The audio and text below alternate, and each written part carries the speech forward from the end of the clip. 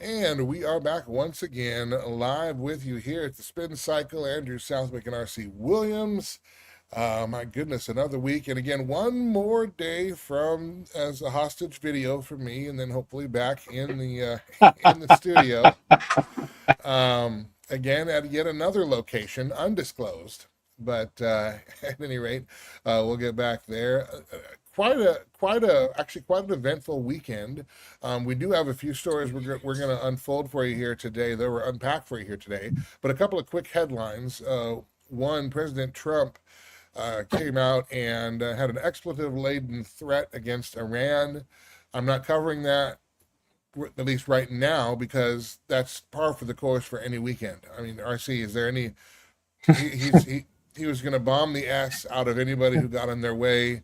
We were also told that we being America, we own Iran completely, or we own the Strait of Hormuz, and that everything is happening because of that. And eventually, the Strait of Hormuz, that we're going to own it outright. Okay. Yeah.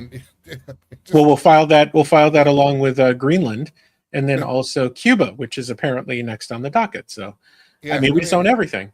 I don't know. I mean, maybe. Okay.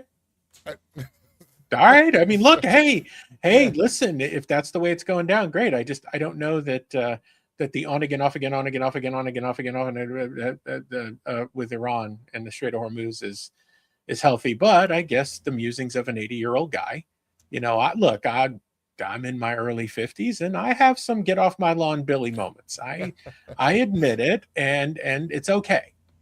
I wonder. I should have checked the stock market, but I digress. I'm not saying anything. I'm just saying. I was suddenly reminded that maybe I should check the stock market. It was a completely disconnected thought. I'm not saying. I'm just saying. Yes, I get it. I feel like I should. Okay, so that's that. We'll see what happens. We'll get back on Iran stuff later on.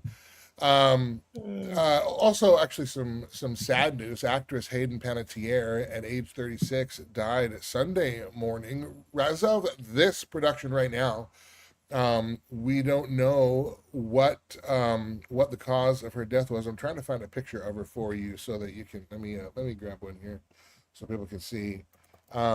But she was in Remember the Titans when she was a kid. Yep. Yeah, let me see if this will work. Yeah, let me see. Share this tab for you. I'll bring this on the screen. There you go. Yeah, she was in Remember the Titans when she was a kid. She was on Heroes. She was on the television show Nashville. And I guess she was traveling with her boyfriend and was discovered dead Sunday morning. So that's unfortunate. Very young. She just came out, I believe, with a memoir. And it was in the news just a few weeks ago, about sexual abuse that she endured early on in her acting career. And I mean, I wouldn't doubt that. A lot of Hollywood was built on sex and power, as we have seen uncovered over the past several years. So just, it's too bad, very young. And there does a lot of these, when I say died suddenly, I don't mean it in the pandemic way that we talk about, but there are a lot of just these young celebrities, I guess you would say, that all of a sudden are just out of the blue, they're gone. So anyway, but unfortunate to hear of her passing, and I know that she had quite a big fan base and following. I know her mostly from Remember the Titans and a couple of the Scream movies recently. But anyway, worth noting, and wanted to mention that as we get going. And certainly our prayers go out to her family. She has a daughter that she gave up custody to the daughter's father. So it's this is a person who lost their life, and it is unfortunate. All right, let's move on to the first story of the day. McDonald's is building Minority Report style dossiers to gauge spending habits of customers. Now, I should say that this was Reese Rogers, who is a journalist for the Condé Nast-owned Wired magazine, discovered an extensive digital profile after requesting the personal data that McDonald's had stored about him. The file revealed a Minority Report style trove of predictions about his future behavior, including that he would visit McDonald's 2.16 times over the next 6 weeks and spend an average of $13.49 per order, spending a total of $29.15 over that 6-week stretch. Now, The dossier listed a large Diet Coke as Rogers' most relevant product based on past behavior, followed by a spicy snack wrap and the Grinch McShaker fry, large size. Now, he apparently was a part of McDonald's loyalty program, but the massive file contained a detailed history of Rogers' transactions that offers McDonald's sent him and the loyalty points he accumulated, and it even kept track of every time he scanned a code while participating in the McDonald's Monopoly sweepstakes, along with the prize that he received. And again, here's a picture of Rogers here. Again, a reporter for Wired. Once again, this is a digital loyalty program, and McDonald's spokesperson noted that our customers continue to have privacy choices available to them and that you can opt out, so on and so forth. However, the fact that, go back to the top, there's a 515-page dossier on customers in the McDonald's loyalty program. I mean, my goodness, do they really need that much information? And by the way, do we really need any more proof that everything we do and everywhere we go is being tracked and our predicted behavior is being recorded? I was going to say, yeah. So if you go back, we did an event in Southwest Florida at the beginning of the year. If you go to our YouTube page or you happen to watch the Watchman Action Network, it's Bet Cable Channel 40 in North Dakota, by the way, also streaming on YouTube and Rumble. We did a 2-hour session on a number of things with regard to threats and opportunities with AI.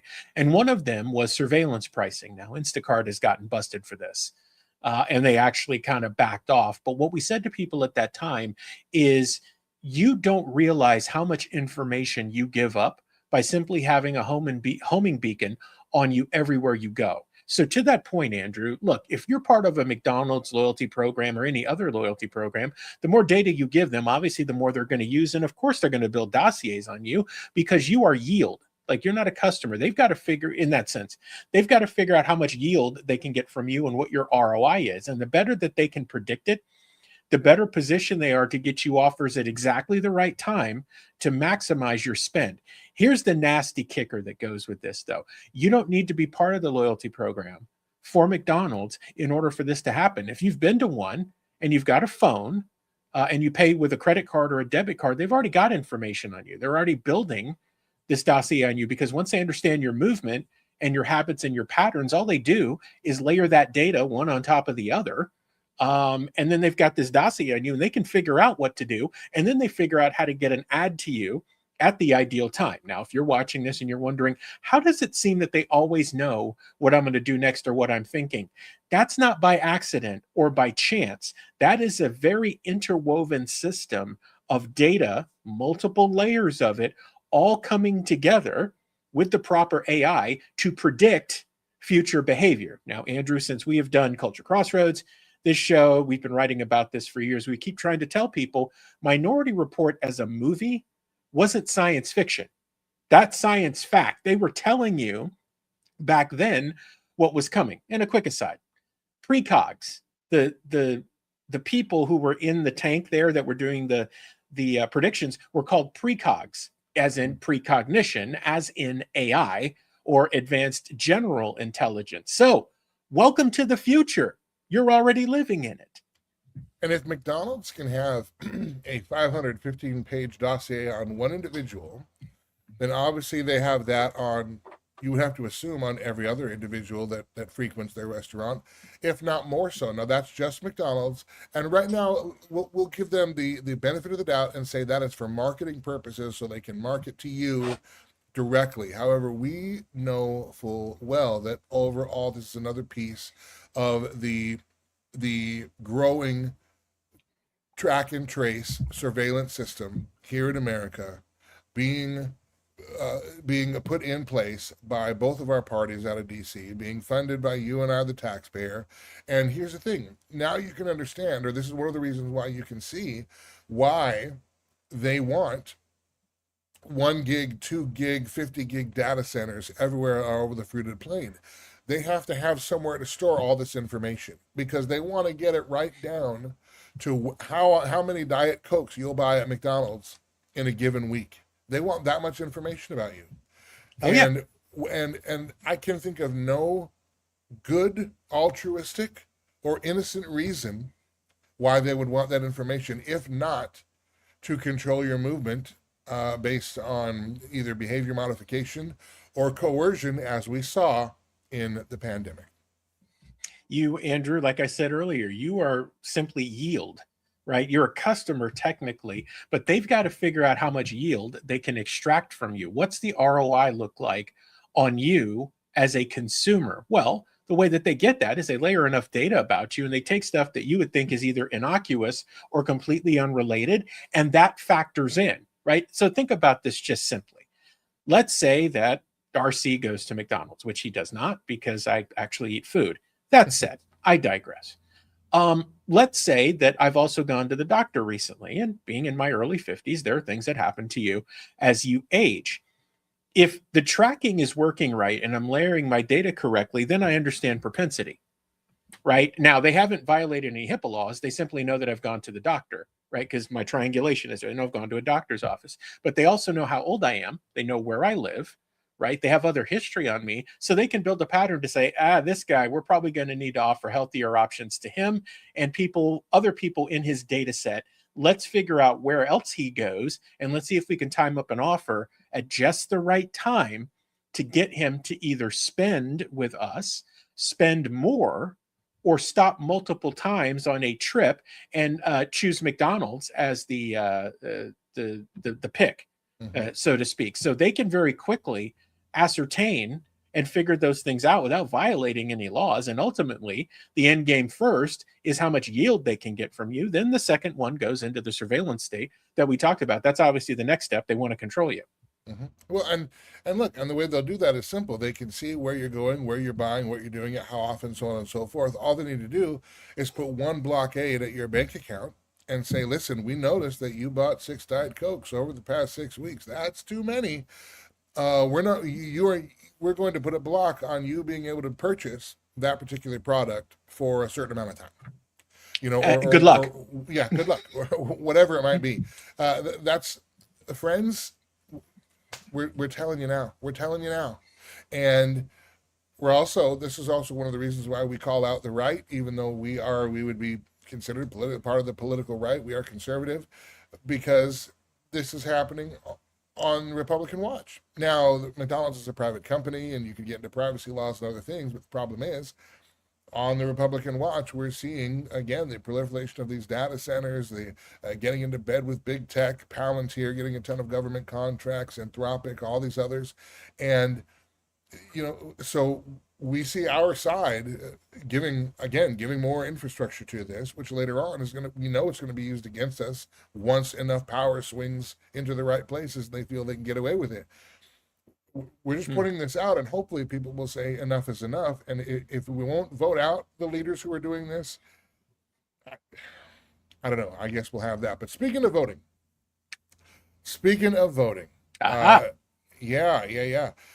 Democrats, this is from Breitbart. Democrats, by 58%, hold a positive view of socialism over capitalism. Yes, there's the smiling Mom Donnie. More than half of Democrats. The poll, which surveyed 2,287 adults in the United States between August 12th and 14th, found there's a 26-point difference between Democrats' positive views on socialism and capitalism. Listen to these numbers. Among Democrats, 58%, I'll try to make this a little larger for you, 58% were found to have a positive view of socialism, while 32% have a positive view of capitalism. The poll also found that 18% of Democrats have a negative view of socialism, while 50% a negative view of capitalism, and 24% have no opinion. Here is the graphic posted by the America X account. That's what I was looking for. America account on X. There we go. But you can see there, positive, negative, no opinion. That screen grab from Face the Nation. RC, my question to you, do you think, now, again, I've said, and we're going to bring it up in the next story too, that you wouldn't have to worry about, socialism wouldn't be on the rise as much as it is if the Republicans would govern the way they campaign. But the Republicans are doing what they do and stabbing their own base in the back. And then they're coming out and telling us, hey, get used to higher prices. We've seen that over and over again. They're telling us that if we don't want to spend a little bit more, that we're not patriotic, on and on and on. We're being, our younger voters are being browbeaten because they won't cook burritos at home. This is the Republican pitch going into the midterms. And then we're going to have a weird pre-midterm convention hosted by the Republican Party to, I guess, gin up excitement and talk about socialism again and why we got to beware the socialists. But they wouldn't be getting this much traction, and the Republicans, I don't think, would be worried about it if the Republicans themselves would present a different vision for America other than being Democrat light or now just being flat out Democrats in terms of their policies domestically. Socialismo, as Hugo Chavez would say. But isn't it interesting? You're nail on the head, man. I mean, think about it. If things were being governed correctly and there was fiscal responsibility and Congress and the different branches actually did the job that we sent them to do, this wouldn't be an issue. Be like, those people are crazy. We're not. Even if times are tough, listen, here's what's happening. Here's how we're going to work ourselves out of this.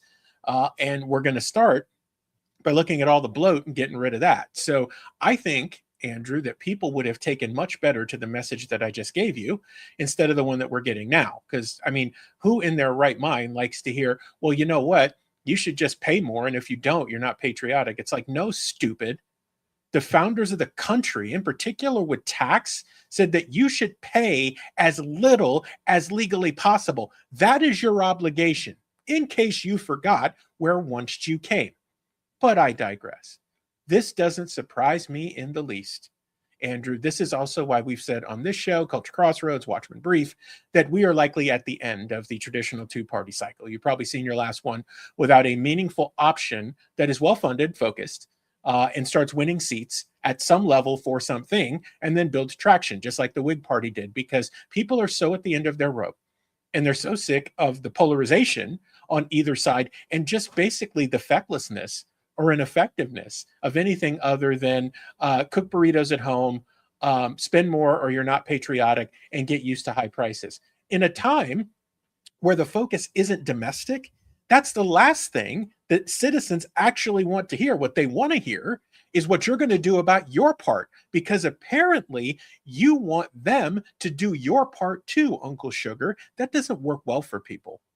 Well, when you're looking at now, we have a $40 trillion debt, and there are some projections now saying that just in a matter of 2 to 3 years, that we get near $50 trillion in debt. I mean, my goodness. And by the way, socialism will communism blows that out of the water as well, by the way. So it's not like, that total failure. Yeah. Yeah. I wonder, though, do you think that part of it, too, because one of the numbers in there was that 50% of Democrats, those polled in the survey, those surveyed, 50% had a negative view of capitalism. How much of this is the constant demonization of capitalism? And then, of course, the Republicans showing you exactly the worst kinds of capitalism. See Trump's Truth Social membership for $100,000. But anyway, how much of it is just the constant drumbeat of and negative reinforcement? Capitalism is bad. Capitalism responsible for everything evil. And then now looking for another system as well, and sort of the coming together of those forces at a fortuitous time.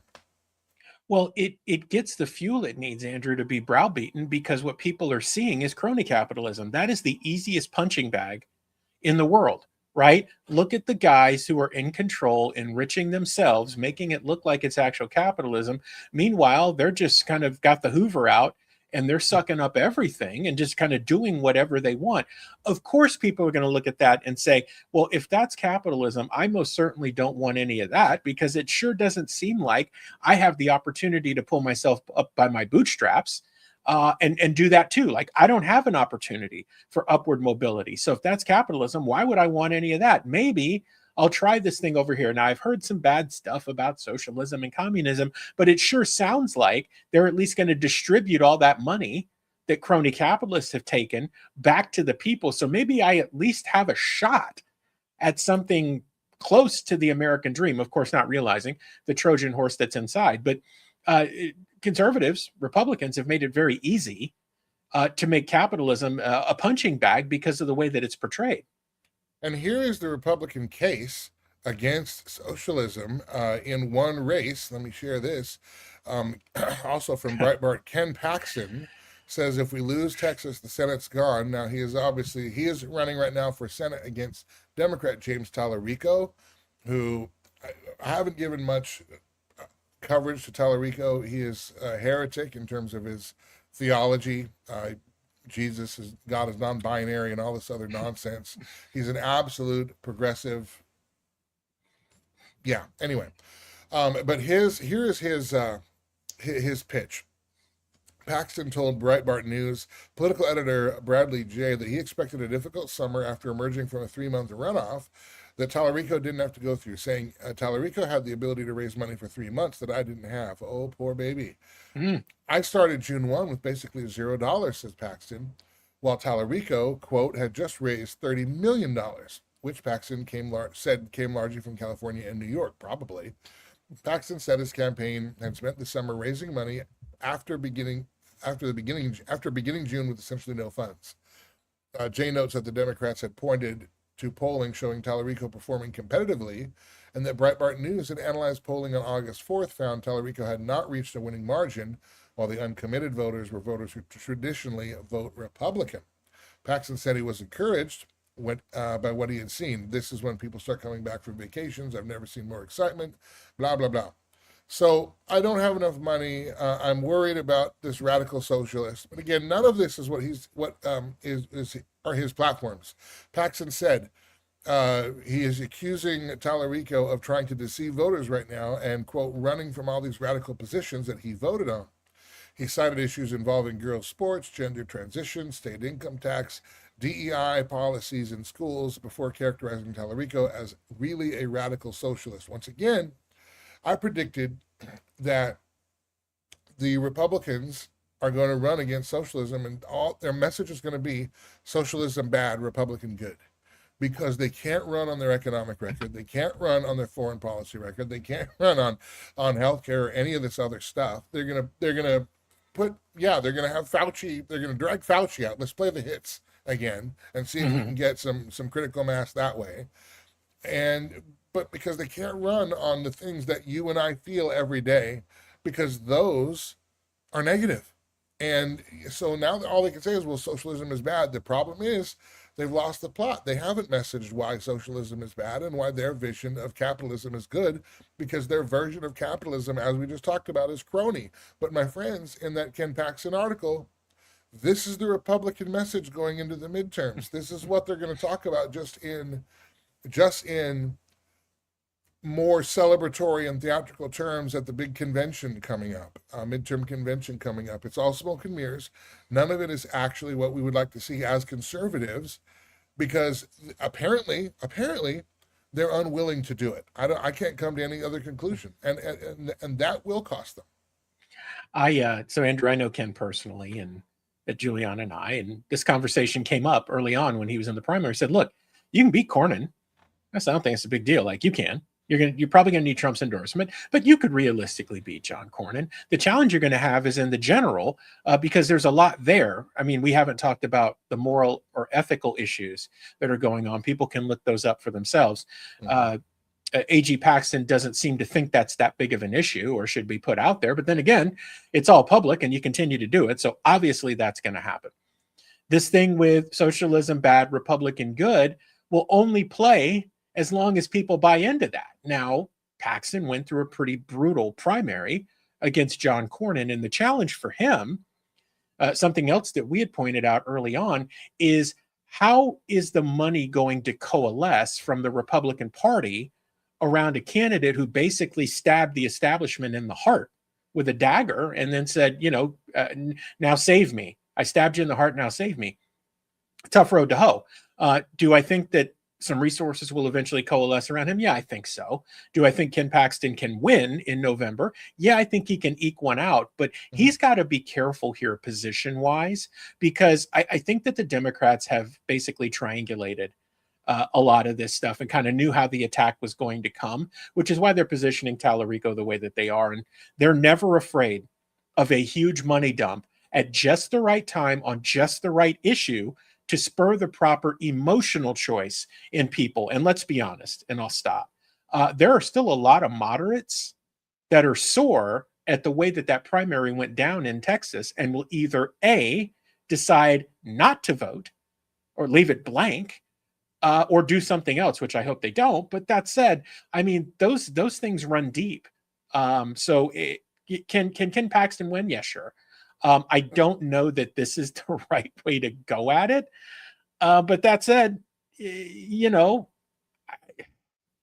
this season for Republicans and even for conservatism as a whole is just rough. And I'm wondering if in some of these instances, we really just need a good smack back into reality. It's really difficult because I think I'll say this on behalf of Republicans or in defense of Republicans. I think many of them want to campaign and articulate some of the things that you and I are talking about. But the leadership of the party, which is not just Donald Trump, it's others in that circle, the leadership of the party doesn't want that. They don't want the kind of Ron DeSantis conservatism that turned Florida deep red. They want Byron Donalds conservatism. They want Greg Abbott conservatism. And by the way, Greg Abbott's reign as governor in Texas has made that a purple state. It went from deep red, don't mess with Texas, to purple. What do you think they want to do with Florida too? Mm-hmm. And by the way, you get Florida and Texas purple trending toward light blue. You've got Democrat control, progressive control, or let's face it, communist control of the country for a good couple of election cycles until we get it back. And for the life of me, I can't understand everything is a value proposition. Why would you destroy your own base? Why would you insult your own base? Unless the value for doing that was greater than the loyalty of your own base. You know what I mean? Everybody, it's Milton Friedman's, economics, right? The producer of a product will sell it to a distributor, and he gets a profit from the distributor. Mm-hmm. The distributor then sells it to the store, and the distributor gets a product from the store. The store sells it to you. You give them money, but because you are giving that money, that product is worth more to you than the money you're giving. So everybody is getting more for their dollar, effectively. The same is true in politics, right? These people don't give up power. These people don't give up, they don't give up power. They don't give up money. So if they're going to undercut everything they've ever messaged and done, if they're going to say, hey, we don't need that particular voter group, I've never heard before this particular brand of republicanism, I've never heard anyone say we don't need those votes. Anyone, ever. But now they do. They don't need their pro-life vote. They don't need this vote. They don't need that vote. Okay, in some cases, they're going to get their wish. But I can't imagine what would be more valuable to them than that. But apparently something is. And I think that pressure is what is causing a lot of these Republicans, maybe like a Paxton, I don't know his specific position, but I'm using that as an example, maybe like Paxton, not being able to hit hard at some of the things they would, because the problem is the GOP are the ones doing those things right now. They'd be running against their own party. They didn't think they needed our vote in August of 2024 either, when the RNC changed the party's position on abortion. But boy, how do those chickens come home to roost, right? I don't think people forget, Andrew. And, usually when these things happen, people make their voices heard at the absolute worst time. And I agree with you. I don't know what brand of republicanism or conservatism this is, but it feels like we're in a reality show. Pun intended. Well, yeah. It feels like we're in a reality show. We have a reality star as president. No kidding. Yeah, I mean, that's taxing and tiring on people. People wear out from that stuff, right? Mm-hmm. And they're just at the end of their rope. I mean, I guess my response to people, just generally speaking, is what do you expect? What else would you expect from this attrition? Now, as we do the show today, tomorrow is primary day here in the state of Florida. Do you know what the turnout is in the state, Andrew, for early voting? 11%, maybe 12%. As we said, you tick off enough people, And they'll just be like, listen, whatever. I don't even care. Just go away. Nobody likes you. And it's funny. I find myself saying that. I'm like, I cannot wait until August 19th. I just cannot wait for this to be over, because it becomes so taxing and it's so fake and it's so phony. And honestly, Andrew, I think people are at that point, which is why you get such low turnout numbers. Oh, you need to turn out for the primaries and the midterms. Yeah, no, people are basically telling you it does not matter whether I do or I don't. And I'm not saying that you should, by the way. You should exercise your constitutional right to vote. Absolutely 100% you should. But people are so frustrated that they're just like, no. And in this particular environment, we the people, need to actually do a little more effort than just read a headline, and actually read about candidates and vote for the best one, and not just the one that the Democrats and the Republicans burp up every couple of years. Because I mean, that's how we're supposed to do it. But they figured out that, if they disenfranchise enough of us, if they get enough of us on the sidelines, the hardcore ones will come out, and they know that a good portion of those hardcore, because you're going to see a lot of boomer vote there, and boomers vote alphabet style, capital R, we got to go capital R. And I do wonder, if after these primaries, does the majority, the majority of the electorate will probably coalesce behind the Republican, because eventually they'll get caught up in the theater of socialism bad, Republican good, even though it's the uniparty that's bringing all of this stuff in no matter what. We're not thinking straight. One way we can tell them to stop it is by voting somebody else in, and somebody else that they don't endorse. But, who knows if we'll do that. Hopefully we will. We're just up on time. RC, did I forget to bring up anything that you wanted to bring up on today's edition? No, my friend, we said a mouthful, and I think we've given people some things to look at and think about in their lives, and to ask really hard questions. If I could share anything in closing, is get comfortable with asking the really tough questions, whether it's to a public servant or to your friends or to your family or even to yourself. Get comfortable with asking the tough questions, because we're going to need you to do that in mass if there's any chance of turning the ship around. Mm-hmm. All right. Well, we're going to see, Florida primaries tomorrow. That's going to be a big one. And I really think that I think Florida is the biggest bellwether for how freedom is doing in America in this particular cycle. And that starts tomorrow. And it does go through, I think, the general as well, the gubernatorial general in Florida. Because it's, that maybe Iowa. I think they've got a good governor candidate going from the Republicans, I think. But there very few that are willing to stand up against the establishment for what liberty and freedom actually is. So we're going to see how well that works. And also, we will find out, if we get the establishment governor in Florida, how quickly you can go from deep red to light purple in just about light speed to Endor. All right. RC, once again, remind everybody where they can see us, find us, watch us, all that good stuff. Yeah, so for Watchmen Action, all things start at Watchmen, that's plural, watchmen action.org. All of our social medias are Watchmen Action. You can also watch The Spin Cycle weeknights, 9:30 Eastern on the Watchmen Action Network, 24/7 on Beck Cable, Channel 40 in North Dakota, and streaming on YouTube and Rumble and X. All over the world, 9:30 weeknights for The Spin Cycle. Culture Crossroads, by the way, airs on the network Sunday nights at 7 p.m. Eastern, so don't miss those. And then for all things Andrew Southwick, go to Culture Crossroads 316 on YouTube. Make sure to like and subscribe. Check out Spin Cycle, Culture Crossroads, and his incredible monologues that we encourage him each and every day to do as a standalone thing, and you should do the same. It was reminding me about those monologues, and I do need to do more of them. But I've been in these hidden bunkers for like 3 weeks, man. When I come out of these, I can do a few more. All right. All right, that's going to do it for the Spin Cycle today. For RC Williams, I'm Andrew Southwick. We'll see you next time. Thanks for hanging out with us.